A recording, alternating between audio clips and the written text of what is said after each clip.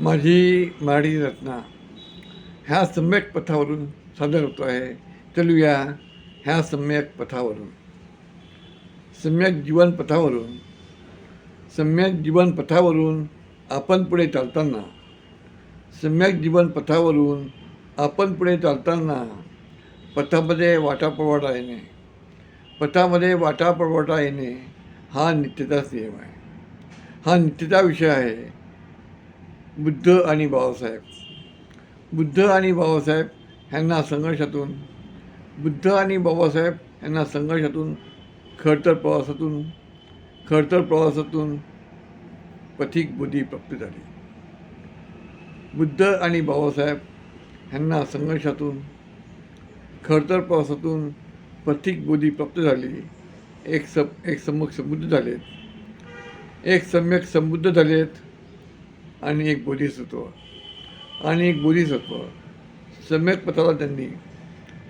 पथाला त्यांनी कधीच बाय केले नाही.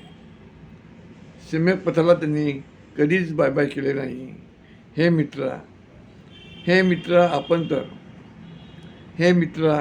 तर आधीच हार मानून जातो.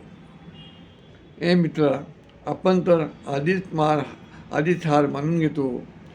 जीवन संघर्ष आता केवळ नावाचा आहे. हे मित्रा आपण तर आधीच हार मानून घेतो. जीवन संघर्ष आता केवळ नावाचा आहे. भाषणे खूप झालीत, कृती मात्र शून्य आहे. भाषणे खूप झालीत, कृती मात्र शून्य आहे. तू पुनश्च एकदा बुद्ध आणि बाबासाहेब विचार आकलन करावे. केवळ वाचून चालणार नाही, ते समजून उलगडून घ्यावे. केवळ वाचून चालणार नाही, ते समजून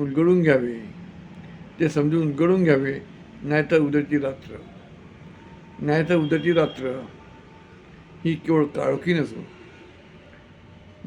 रात्र ही केवळ काळोखी नसून ती वैराची असणार आहे.